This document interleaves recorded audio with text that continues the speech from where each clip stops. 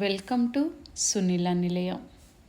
ఈరోజు గానగాపురం దత్తాత్రేయ స్వామివారి 3వ అవతారము నరసింహస్వామి సరస్వతి అనేటటువంటి టెంపుల్కు మనం వెళ్ళబోతున్నాం.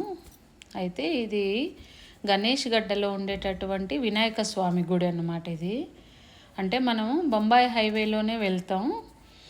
అది కర్ణాటక మహారాష్ట్ర బార్డర్లో ఉంటుందన్నమాట టెంపుల్ గానగాపురం.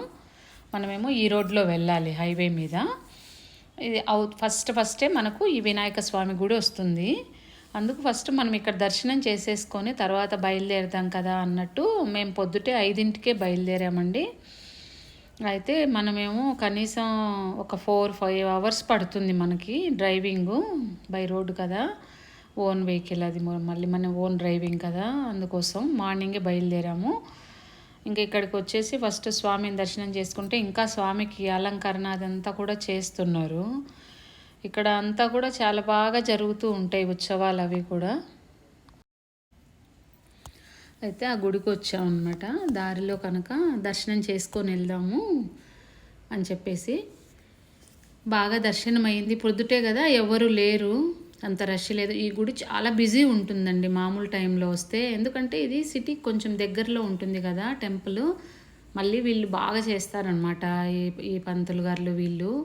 ఇక్కడ శివయ్య ఉంటారు, సుబ్రహ్మణ్య స్వామి ఉంటారు, పంచముఖ ఆంజనేయ స్వామి ఉంటారు. అక్కడ చెట్టు కనిపిస్తుందో ఆ చెట్టు చాలా ఇంపార్టెంట్ అయిన చెట్టు అనమాట.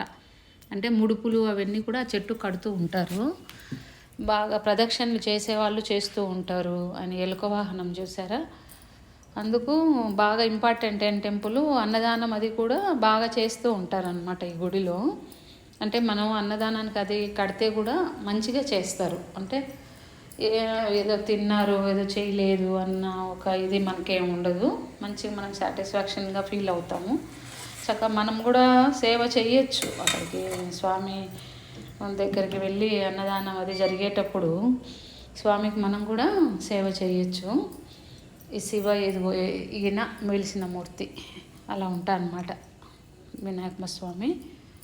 ఇంకా అభిషేకం ఆయన అంతా నీట్గా స్వామికి అలంకరణ అది కదా, తలుపు మూసేస్తున్నారు, అస్తమానం తివ్వట్లేదు. జస్ట్ దర్శనం చేసుకొని మాకు మళ్ళీ లేట్ అయిపోతుంది, మళ్ళీ 4 అవర్స్ పడుతుంది కదా అని చెప్పి ఇంకా వెళ్ళాము.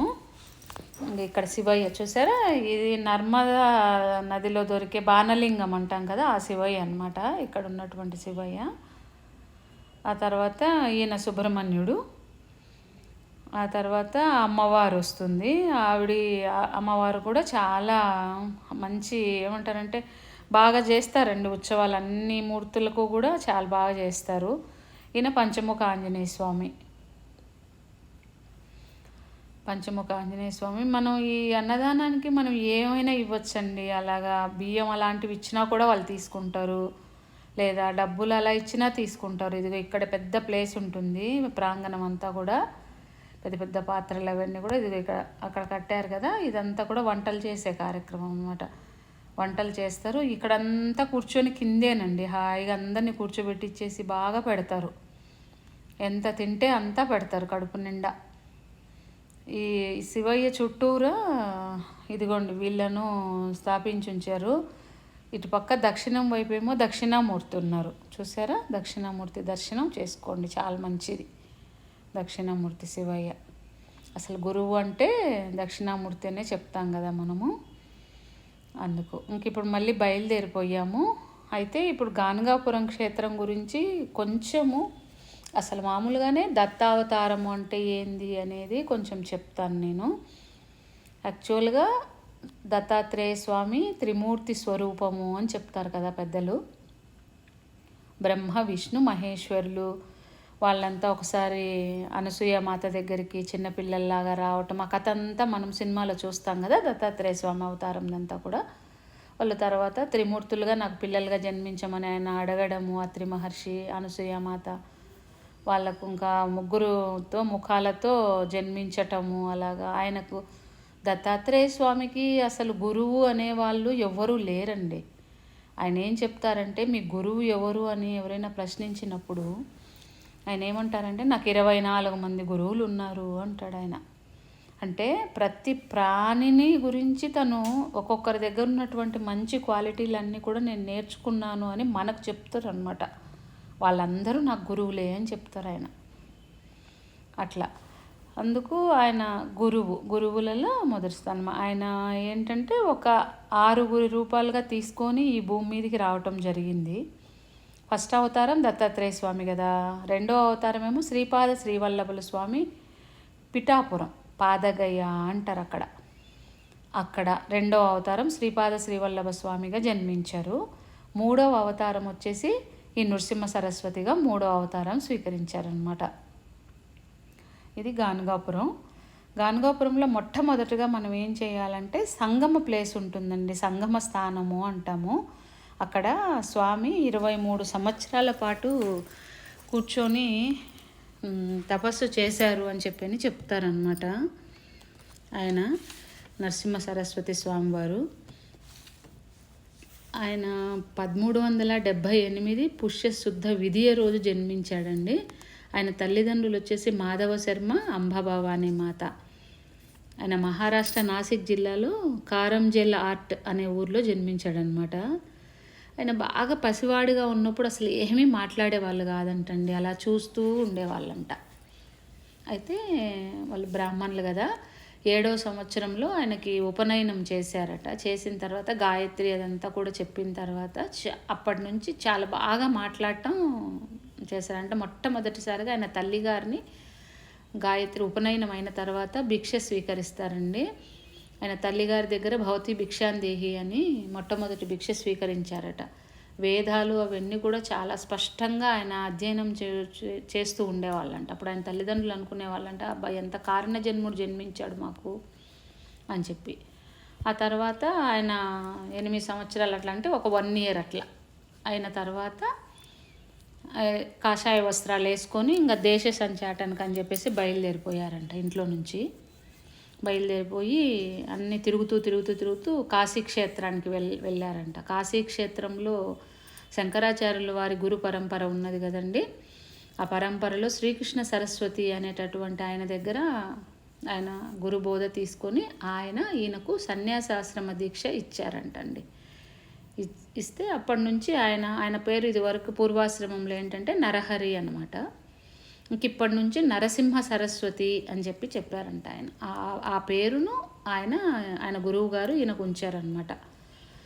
ఆ తర్వాత ఈయనకు 39 సంవత్సరాల వయసు ఉన్నప్పుడు మళ్ళీ ఇప్పుడు స్వస్థలం అంటే తను ఎక్కడైతే జన్మించాడో ఆ ఊరికి వచ్చాడనమాట.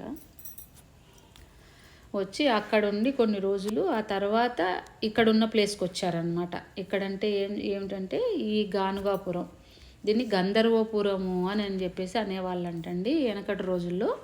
అది కాస్త ఇప్పుడు గానుగాపురము అయిందట. ఇదేమిటంటే భీమా అమరజ నదుల సంగమ స్థానం అన్నమాట. ఇది 2 నదులు కలిసినటువంటి స్థలము.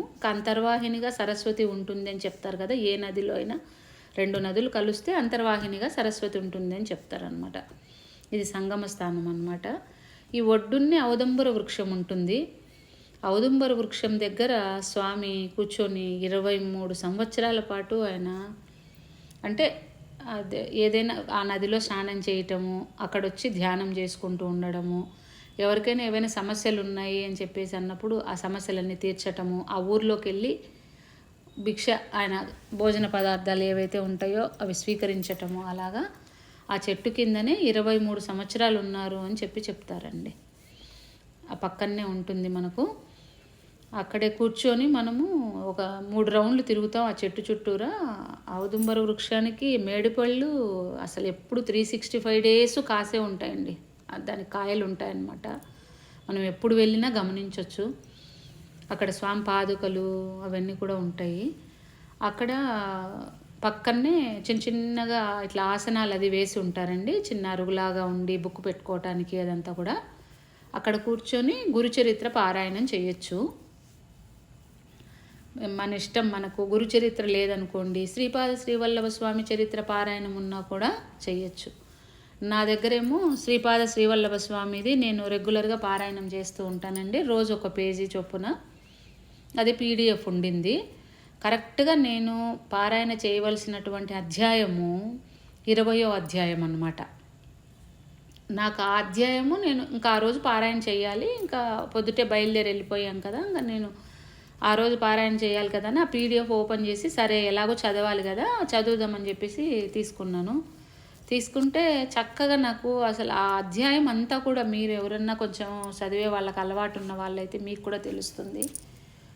అంత ఔదుంబర వృక్షం యొక్క వర్ణన అంతా కూడా అక్కడున్న సిచ్యువేషన్ యొక్క వర్ణనే వచ్చిందండి ఆ రోజు అధ్యాయంలో. అదొక్కటి బాగా అనిపించింది. అక్కడ ఒక ఆయన సన్యాసి నాకు డబ్బులు ఇవ్వు అన్నాడు. ఆయనకు కొన్ని డబ్బులు ఇచ్చాను. అక్కడ వాళ్ళేమో కొంచెం అన్నదానానికి డబ్బులు కట్టండి అన్నారు. అక్కడ కట్టాము. ఆ తర్వాత అక్కడ పారాయణం కూర్చొని చేసిన తర్వాత ఒక మేబీ ఒక 45 మినిట్స్ అలా పట్టి ఉంటుంది. అలా చేసిన తర్వాత ఒక ఆయన వచ్చారండి. ఆయన ఏమంటున్నారంటే, మీరు అక్కడ భిక్ష పెడుతున్నారు తీసుకోండి అని చెప్పాడు ఆయన. ఇది పారాయణ అయిపోయింది కదా, స్వామి దర్శనం వెళ్ళేసి వచ్చాక తింటాము అని అన్నామన్నమాట. అంటే ఆయన అన్నారు, అప్పటికంతా అయిపోతుందేమో మళ్ళీ మీకు అన్నారు. అంటే ఈయన వండుకొని మరి ఎట్లా చేద్దామంటే, ఫస్ట్ దర్శనమే చేసుకొద్దాము అన్నారు. సరే అని చెప్పేసి ఇంకా దర్శనానికి వెళ్ళామన్నమాట. అక్కడంతా చక్కగా నరసింహ సరస్వతి స్వామి ఆమె పాదుకలు, ఆయన ఇలా కూర్చున్నటువంటి అదంతా కూడా దర్శనం అయిన తర్వాత ఇంకా మేము ఇంకా బయటకు వచ్చేస్తున్నాము. బయటకు వచ్చేస్తుంటే ఆయన 2 ఆకుల్లో ప్రసాదం పెట్టుకొని వచ్చారండి. ప్రసాదం పెట్టుకొని వచ్చి, ఇదిగో మీకోసమే, ఇంకా మళ్ళీ మీరు మీ ప్రసాదం తీసుకోకుండా వెళ్ళిపోతారని చెప్పి నేను తీసుకొచ్చాను అని చెప్పని అన్నారు. ఎక్కడ పెడుతున్నారంటే, అయిపోయింది పెట్టేశారు అన్నాడు. చాలా సంతోషం అనిపించింది. ఎందుకంటే స్వామి 12 గంటలకి ఆయనకు హారతి అవుతుంది కదా, ఆ సమయంలో స్వామి భిక్ష స్వీకరిస్తారు అని చెప్తారు. ఏమో ఆయనే పంపించారేమో అనిపించింది నాకు. ఎందుకంటే పొద్దున్నుంచి ఇంకా మేమేమీ తినలేదు కదా, అందు గురించి ఏమన్నా పంపించారేమో అనిపించింది నాకు. ఇంకా అది నరసింహస్వామి సరస్వతి గురించి ఇందాక చెప్తూ మనం అక్కడ ఆపేసాం కదా. ఇక్కడ నదిలో పక్కనే దీపాలు అవి అమ్ముతూ ఉంటారండి. అవి అట్లా చక్కగా అర్ఘ్యం ఇచ్చేసి స్వామికి స్నానం చేస్తే చాలా మంచిదని చెప్తారు. ఇంకా మనం ఏమంటే బట్టలు అవి తీసుకెళ్ళలేదు కదా, తల మీద నీళ్ళు చల్లుకొని కాళ్ళు మొహం కడుక్కొని దీపం అది నదిలో వదిలిపెట్టేసి ఒక కొబ్బరికాయ, అది ఆమెకి కొబ్బరికాయని శ్రీఫలము పూర్ణఫలము అంటారు కదా, అందుకు ఆ గంగాదేవికి వదిలిపెట్టేసి వచ్చామండి. ఇంకా అక్కడ కూర్చొని చదివి ఆ స్వామి దర్శనము, ప్రసాదం ఇవ్వటం అదంతా కూడా అక్కడ జరిగింది. ఇంకా తర్వాత ఈయన స్వామి నరసింహ సరస్వతి ఏంటంటే 1459 సంవత్సరం మాఘ బహుళ పాడ్యమి రోజున ఆయన శ్రీశైల క్షేత్రానికి వెళ్ళిపోయండి, కదలి వనంలోకి వెళ్ళిపోయి అక్కడి నుంచి అంతర్ధానం అయిపోయారనమాట. అంటే ఎవరు కూడా ఆయన ఏమైపోయారు అనేది ఎవరు కూడా చూడలేదు. అది ఆయన అవతార పరిసమాప్తి అయిపోయిందనమాట. మళ్ళీ ఇక్కడ ఈ గానుగాపూర్లో కూడా అష్టతీర్థాలు ఉన్నాయి అని చెప్తారండి. అవన్నీ కూడా ఇంకా మనం ఆటో అది కట్టించుకొని వెళ్తే వాళ్ళు ఒక్కొక్క తీర్థం దగ్గరికి తీసుకెళ్తే అక్కడ స్నానం చేయటము, ఆ నీళ్లు తెచ్చుకొని ఇంట్లో అది పెట్టుకొని ఎప్పుడైనా స్నానంలో చేసుకోవడం చేస్తే మంచిది అని చెప్తారు. అది ఇక్కడ చూడవలసింది. ఇంకా మళ్ళీ గుడి విషయానికి వస్తే, ఇక్కడ సంగమం దగ్గర అంటే గుడి నుంచి సంగమంకు వెళ్ళటానికి ఒక 3 కిలోమీటర్స్ అట్లా ఉంటుందన్నమాట. అసలు ఫస్ట్ రూల్ ఏంటంటే, మనం కాశీలో అయితే ఎలా మనం తిరుమల వెంకటేశ్వర స్వామి దగ్గరికి వెళ్ళినప్పుడు స్వామి పుష్కరిణిలో ఫస్ట్ స్నానం, తర్వాత వరాహస్వామి, తర్వాత వెంకటేశ్వర స్వామి అలా చేస్తాం కదా, అలాగే ఇక్కడ కూడా ఒక నియమం అన్నమాట. ఏమిటంటే, వచ్చిన ప్రతి ఒక్కరూ కూడా ఈ సంగమ ప్రదేశం భీమా అమరజా నదుల సంగమ స్థానం ఉంది కదా, ఇక్కడికి వచ్చి ఫస్ట్ స్నానం చేయాలి.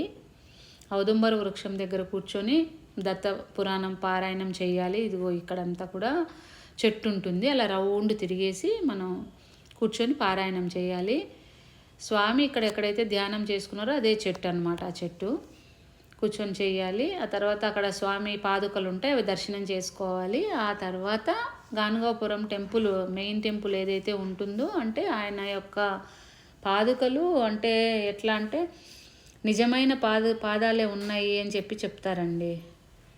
అవి అంటే వాటిని ఏమంటారంటే, వాటికి అభిషేకం కానీ అట్లంతా ఏం కాకుండా దానికి ఓన్లీ కుంకుమ పువ్వుతోనే అలా చేస్తారు అని చెప్తారు.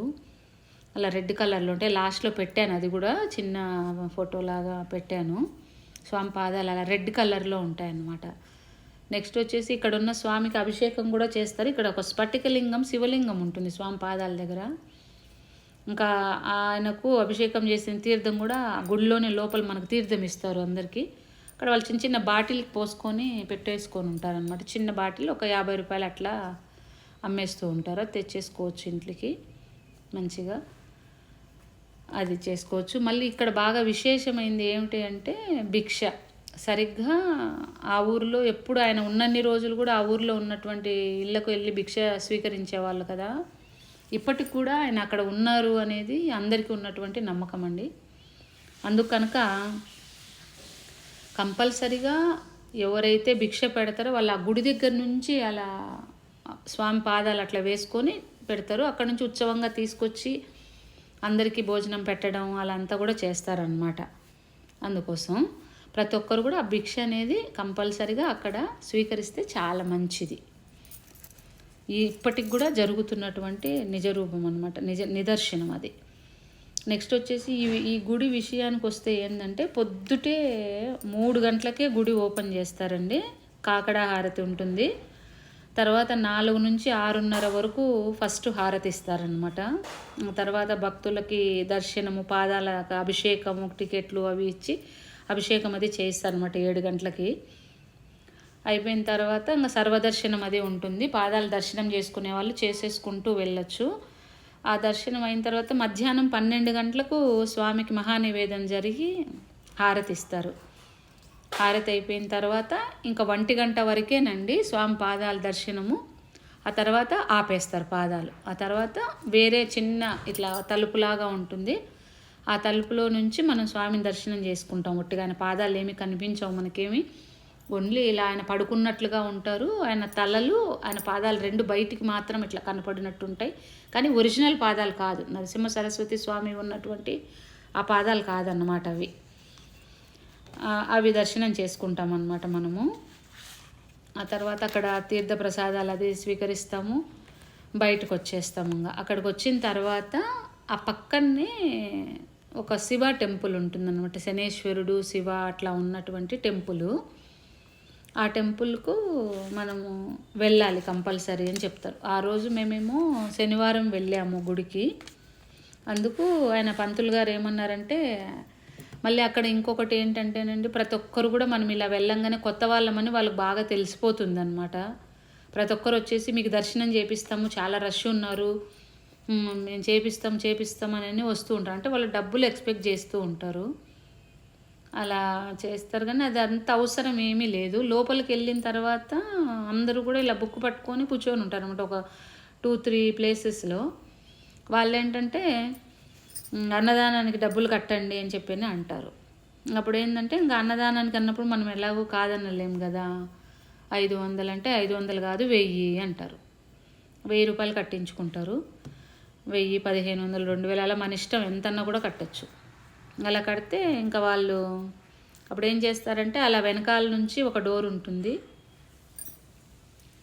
ఆ డోర్లో నుంచి స్వామి దర్శనానికి తీసుకెళ్తారనమాట. 5 నిమిషాల్లో అయిపోతుంది దర్శనం. అంటే అప్పుడు పాదుకలు ఏం దర్శనం అవ్వవు. మనం 1 గంట కంటే ముందు వెళ్తే మనకు పాదుకల దర్శనం వెళ్తుంది. మనం 1 గంట కంటే తర్వాత వెళ్ళామంటే ఓన్లీ ఆయన తల, ఆయన ఇలా బయటికి పెట్టుకున్నటువంటి పాదాలు, అంటే నిజరూప పాదాలు కాదు, పాదాలు దర్శనం అవుతాయి అన్నమాట. ఇలా ఉంటారనమాట నరసింహ సరస్వతి స్వామివారు. ఇదిగో ఇలా ఉంటారు ఆయన. అది ఇంకా తర్వాత మధ్యాహ్నం అయిపోయింది కదా, ఇంకా తర్వాత సాయంత్రం 7:30కు మళ్ళీ హారతి ఇస్తారండి. హారతి ఇచ్చిన తర్వాత పల్లకి సేవ చేస్తారు. స్వామి మూర్తిని అక్కడ కూర్చోబెట్టించేసుకొని పల్లకి సేవ చేస్తారు. 9 గంటలకు గుడి మూసేస్తారు. ఇంక ఇవన్నీ ఇక్కడ దర్శనాలన్నీ అయిపోయిన తర్వాత ఆ పక్కకే చెప్పాను కదా ఇందాక, శనేశ్వర భగవాన్ టెంపుల్ అది ఉంటుంది అని చెప్పి. శనివారం కాబట్టి లక్కీగా ఆయన ఎవరైతే అన్నదానానికి డబ్బులు కట్టించుకున్నాడో ఆ గుడిలో ఉండే ఎవరైనా కూడా కానీ, అంటే పంతులు అవ్వచ్చు, లేకపోతే ఇంకా ఎవరన్నా అవ్వచ్చు, ఆయన ఏమన్నారంటే, మీరు ఎలాగో వచ్చారు కాబట్టి కంపల్సరీగా ఈ 3 చేస్తేనే, అంటే సంగమంలో స్నానము, ఇక్కడేమో మన మెయిన్ టెంపుల్లోనేమో ఆయన పాదాల దర్శనము, తర్వాత అక్కడ ఉన్నటువంటి శని భగవాన్ దర్శనము చేసుకుంటేనే మీకు పూర్తి అయినట్టు. ఇది రూలు, ఇట్లా ఆర్డరు అని చెప్పాను అన్నాడు.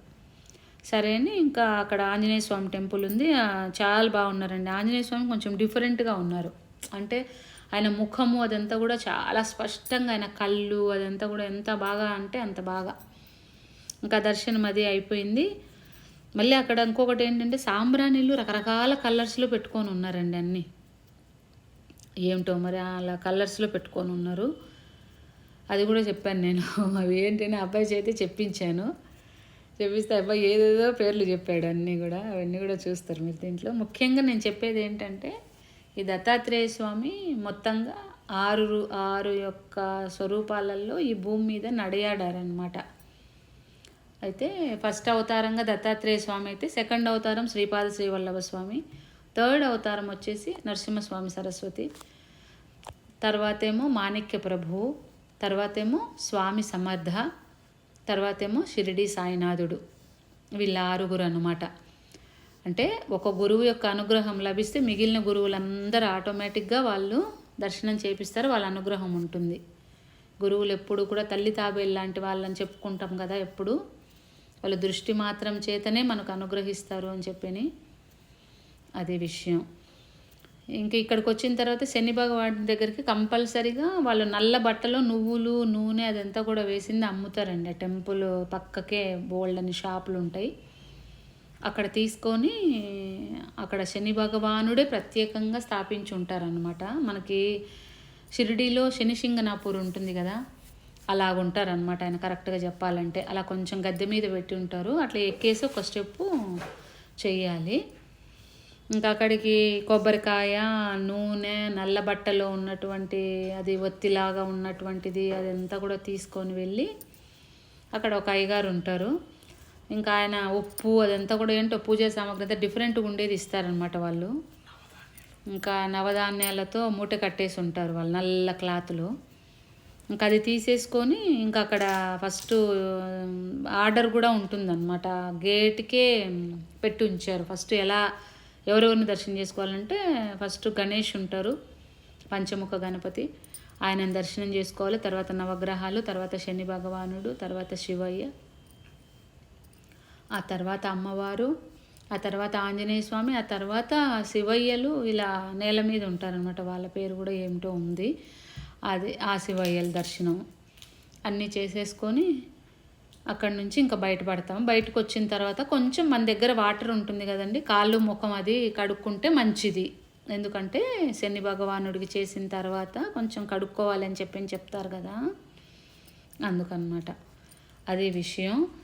అందుకు ఇదంతా కూడా చాలా విశేషమైనటువంటి క్షేత్రం అండి. ఆయన నిర్గుణ పాదాలన్నీ కూడా గానుగాపురంలో ఉంటాయి. ఆ పాదాల దర్శనం చేసుకుంటే కూడా ఎంతో మంచిదని చెప్తారు. ఇక్కడ కొంచెం హెల్త్ బాగలేని వాళ్ళకు, పిల్లలు లేని వాళ్ళకు, ఇంకా అసలు ఒకటేమిటి ఆయన సూక్ష్మ స్వరూపంలో ఇప్పటికి కూడా అక్కడ నివసిస్తున్నాడు అనేది దత్తభక్తులకు ఉన్నటువంటి నమ్మకం అన్నమాట. అక్కడ కూర్చొని 1 నిమిషం ధ్యానం చేసుకుంటే కూడా స్వామి కనిపిస్తారండి డెఫినెట్గా. అదైతే సత్యం. మీరు ఆ నది సంగమం దగ్గరికి వెళ్తే కూడా ఆయనను ఒకసారి మనసుతో మీరు పిలిచినట్టయితే ఆయన చక్కగా అలా నీళ్ళ మీద నడుచుకుంటూ వస్తున్నట్టే మీకు మీ మనసు అలా ఫీల్ అవుతుంది డెఫినెట్గా, నేను చెప్తున్నాను. అందుకు అది కంపల్సరీగా దర్శించవలసినటువంటి దత్తక్షేత్రం అన్నమాట ఇది మెయిన్ టెంపుల్లో శ్రీపాద శ్రీవల్లభ స్వామి ఆయన ఉన్నటువంటి వయసు. ఆ టెంపుల్లో ఈ మూర్తి ఇదంతా కూడా ఉంటారు.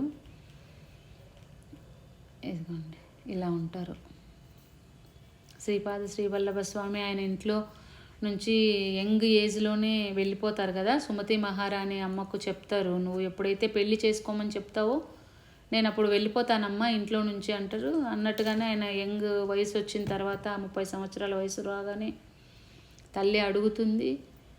అప్పుడు ఆయన ఇంట్లో నుంచి వెళ్ళిపోతారు కదా. వెళ్ళిపోయి ఇంకా ఆయన కృష్ణానదిలోనే ఆయన అవతార పరిసమాప్తి అంటే ఇంకా అక్కడి నుంచి ఆయన మాయమైపోతారు కదా. ఆ తర్వాత ఇవి ఆయన పాదుకలు ఇలా ఉంటాయి అన్నమాట. అలా చూసారా, అలా ఉంటాయి రెడ్ కలర్లో అలా ఉంటాయి అన్నమాట. తర్వాత ఒక భక్తురాలికి ఇచ్చినటువంటి మాట కోసం మళ్ళీ అవతారంగా ఈ అవతారాన్ని స్వీకరించి ఆయన వస్తారనమాట.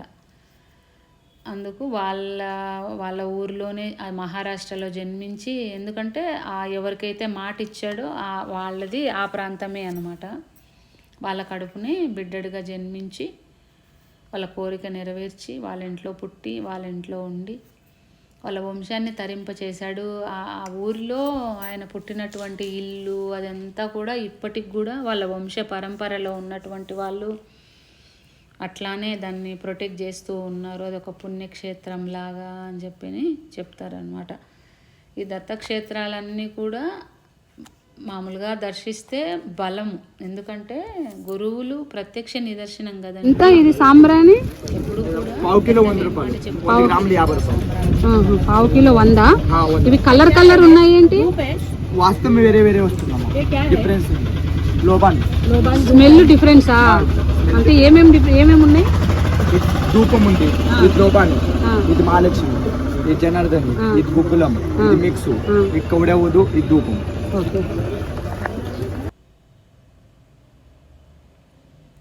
ఇదేమో ఆంజనేయ స్వామి టెంపుల్. ఆ దత్తక్షేత్రాలన్నీ కూడా చాలా పవర్ఫుల్ అయినవి అని చెప్తారు. కంపల్సరీగా గురువు అంటేనే అసలు మామూలుగా పెద్దలు చెప్పే మాట ఏంటంటే, మనం గురువుని ఎత్తుక్కొని వెళ్ళటం కాదు, గురువే తనకి ఇష్టమైన శిష్యులను వెతుక్కుంటూ వస్తాడు అని చెప్తారు.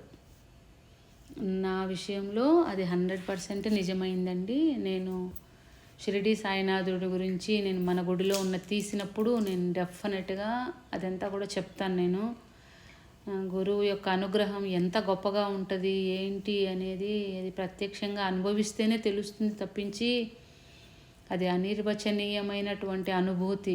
ఎందుకంటే ఒక గురువుతో ఒక శిష్యుడికి ఉన్నటువంటి సంబంధం. శిష్యుడు ఎప్పుడు కూడా గురువునే సర్వస్వ శరణాగతి చెయ్యి అని చెప్తూ ఉంటారనమాట సాయి. అలా ఆయననే నమ్మితే ఏంటంటే ఒక వచ్చేటటువంటి ఆపదనైనా సరే ఒక గురువు తీసేసి రక్షించగలడు అని చెప్తారు. భగవంతుడంటే ఆయనకేముందండి, ఆయన బిడ్డలందరూ కూడా ఆయనకు ఈక్వలే కదా. అందుకోసం కాబట్టి ఆయన తీసేయటము లేకపోతే అట్లా ఏమి చెయ్యరు. ఆయన పాదాలే పట్టుకొని ఉంటే కొంచెం తీవ్రత తగ్గిస్తారు. కానీ ఎంత పెద్ద సమస్య నుంచైనా సరే గట్టెక్కించి దానికి నివారణ ఉపాయం అంటే ఇది చేసుకో, దీనికి ఇది బాగా జరుగుతుంది అని చెప్పి దాన్ని చేయించగలిగేటటువంటి శక్తి గురువుకు ఉంటుంది. అందుకే ఎప్పుడు కూడా గురువు అనే ఆయన ఏంటంటే తన యొక్క శిష్యుల కోసమే ఆయన జీవిస్తూ ఉంటారనమాట. అంటే వాళ్ళకి మంచి చెడు చెప్పాలి అని చెప్పేసి. శిష్యులు ఏంటంటే గురువుగారు ఎన్ని రోజులు ఆ శరీరంతో ఉంటే మనకు మంచి విషయాలన్నీ చెప్తూ ఉంటారు అని అనుకుంటుంటాను. నాకు ఎప్పుడు అనిపిస్తూ ఉంటుంది, ఏవైనా సరే కొన్ని చిన్న చిన్న ప్రాబ్లమ్స్ అవి వచ్చినప్పుడు, అరే సాయి ఉండింటే ఈ కాలంలో సాయి చెప్పేవాడేమో, బహుశా నువ్వు పోయిన జన్మలో ఈ పాపం చేసావు అందుకు కనుక నీకు ఈ బాధ వస్తూ ఉంది అని చెప్పేవాళ్ళేమో. ఈ కాలంలో ఒక సద్గురువులు ఎవరూ లేకపోయారే, అంటే ఉండింటారు కానీ నాకు దొరకలేదే అని నేను బాధపడుతూ ఉంటాను. అలాగా చాలా బాగా ఇది 100 రూపాయలు. ఇది 100 రూపాయలు అట. పూలు साल्ट है ಇದು ಏಕಿ ಮಿನಿಮಿನ ಇದು ಸಾಲ್ಟ್ ಮಿನಿಮಿನ కొబ్బరికాయ దీవే అన్ని పూజ చేసి టెంకాయ కొట్టి అక్కడే పెడతారమ్మ. ఇది దృష్టి కాడి దీపం. గణేశ్వర భగవాన్ టెంపుల్లో పంచముఖ గణేశుడు ఉన్నాడు చూడండి. ఫస్ట్ ఈ స్వామి దర్శనం. గం గణపతి నమః. పంచముఖ విఘ్నేశ్వర స్వామి 5 ముఖాలతో ఉంటారన్నమాట వినాయకుడు. ఈయన స్వయంభు శని భగవానుడట. టెంపుల్ ఇక్కడ స్వామికి ఇందాక మనం తీసుకున్నాం కదా, అది అక్కడ కింద ఆయన పాదాలు. కన్వర్జేషన్ అలాగే పెట్టాను. ఆయన శని భగవానుడు, శనీశ్వరుడు. ఇది ఒక చెట్టు ఉంది ఇక్కడ. ఇది वो भी इधर के लिए, वो भी इधर के लिए। गोत्र वगैरह नहीं बताएगा, गोत्र उधर अंदर बताएगा, इधर सिर्फ डालने का।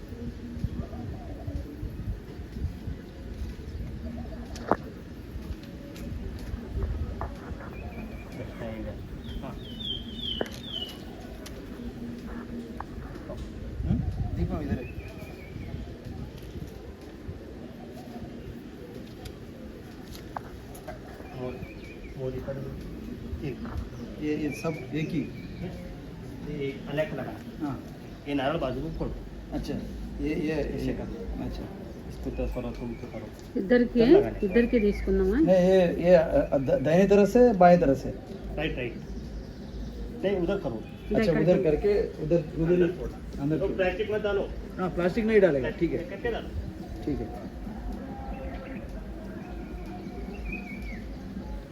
కింద పోతాను జాగ్రత్త, ఒళ్ళంతా పుష్పం. శివ శివ శివ శివ శివ శివ శివ శివ తండ్రి. నాకు ఈ బుట్ట జాగ్రత్తగా తీసి దాంతో పెట్టు. ठीक మరి ఫోటో నేను ఉండేది నా చేతికి ఉంటుంది కదా ఇది ఇది పట్టుకుంటావా? ఒక్క నిమిషం ఆగైతే. అయ్యో ఇది ఆన్లోనే ఉంది. వెలిగి మరి.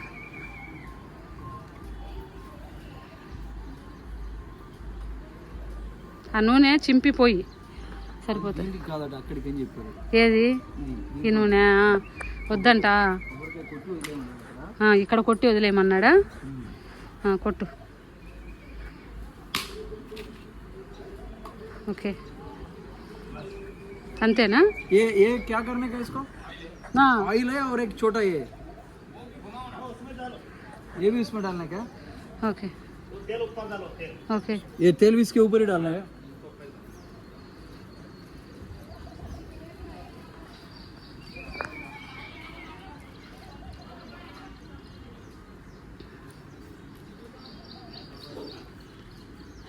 ఆడ మూట ఇప్పువే. ये मूट है ना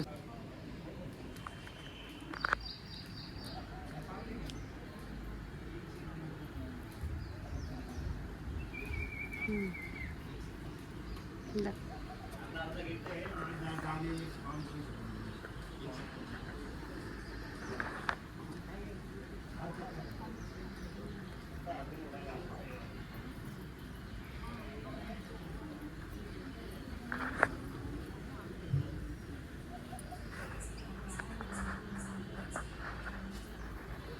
ఇక్కడ ఒక జమ్మి చెట్టు. ఓకే. ఇది టెంపుల్ శివయ్య అన్నమాట. ఇక్కడ శివయ్యని దర్శనం చేసుకుంటూ అక్కడేమో వాళ్ళు ఫోటోలు వీడియోలు తీయొద్దని పెద్ద బోర్డు పెట్టారు, కానీ ఎవరు చూడకుండా కొంచెం తీశాను. ఇంకా ఎదురుగా ఏమో ఆయన పంతులు కూర్చొని తీర్థం ఇస్తూ ఉన్నాడు. ఏదో శివయ్యని లైట్గా అందరు దర్శనం చేసుకుంటారు కదా అని చెప్పని తీశాను. నందీశ్వరులు అది మనమేమో లోపలికి అలో లేదనుకుంటాను, అలా కటకటాలు పెట్టి ఉంచారు. అక్కడ కూర్చొని కొద్దిసేపు ఇంకా పక్కనే తల్లి పార్వతీదేవి ఉంటుంది. అసలు పార్వతీదేవి అయితే నిజంగా ముఖంలో కళ, నిజంగా అక్కడ అమ్మవారు కూర్చుందేమో అన్నట్టుంటుంది. ఇది ఈ తల్లి పేరే పార్వతీదేవి. ఎంత కళగా ఉన్నారో తల్లి అయితే అసలు. ఇట్లా మూర్తిలో వర్చస్సు ఇలా ఉట్టిపడుతూ ఉందన్నమాట. ఇంకా పక్కనే ఆంజనేయ స్వామి ఉంటారు. ఇంకా ఆంజనేయ స్వామిని కూడా దర్శనం చేసేసుకొని ఇదిపోయిన ఆంజనేయ స్వామి. అక్కడంతా కూడా రెడ్ కలర్ అప్లై చేస్తారండి ప్రతి మూర్తికి కూడా. వినాయకుడికి అట్లాగే అప్లై చేస్తారు, వీళ్ళకి కూడా అందరికీ అట్లానే అప్లై చేస్తూ ఉంటారు. ఏంటో మరి సింధూరం. ఇదిగో శివయ్య చూసారా, అలాగా ఏదో ఒక రాయి మీద చిన్న మూర్తి లింగం. మనం ఏం నీళ్ళది ఏం తీసుకెళ్ళలేదు కదా, ఇంకా అభిషేకం అట్లంతా కూడా ఏం చేయలేదు. తెచ్చిన వాళ్ళు కొన్ని నీళ్లు పోస్తున్నారు. ఇక్కడంతా కూడా చెరకు పంటలండి. ఎంత బాగా అంటే అన్నీ పొలాలు పచ్చగా ఉన్నాయి, అన్నీ కూడా వెళ్ళినంత దూరం కూడా చాలా బాగా. చెరకు చూడండి ఎంత బాగుంది అసలు. బాగా సరదాగా అనిపించి నాకు ఇలా తీసాను ఒకటి. ఇంకా బయటకు వస్తూ ఉంటే అక్కడ గేట్ దగ్గర ఇదేమో మామూలుగా మనం ఇది కొల్హాపూర్లో అలా చూస్తాం కదా, దీపస్తంభము అంటాం. అలా స్టెప్పుల్లాగా ఉండి ఒక్కొక్క స్టెప్ అక్కడంతా నాగదేవతలు అందరూ కూడా ప్రతిష్ఠ చేస్తున్నారు. ఒక స్టెప్పుల్లాగా ఉండి ఆ స్టెప్పులలో దీపాలు వెలిగిస్తారు కదా, అది అనమాట ఇది దీపస్తంభం. అలా చూసారా, అవి వాటిల మీద పెట్టి వెలిగిస్తారు. పైన పెద్ద పాత్రలో నూనె పోసి అలాగా.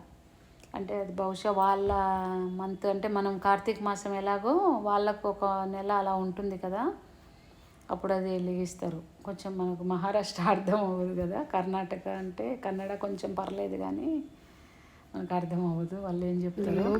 అందుకు నేను బోర్డు పెట్టారు.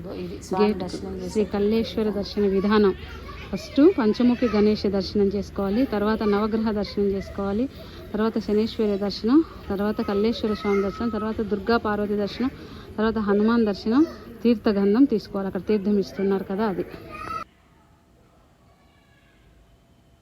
ఈ శివయ్యను కూడా ఈయన నరసింహ సరస్వతి స్వామివారు పూజించారని చెప్తారు.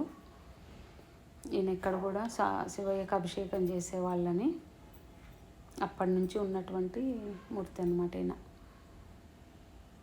ఇవి పాదుకలు ఒకసారి దర్శనం, స్వామి నరసింహ సరస్వతి దత్తాత్రేయ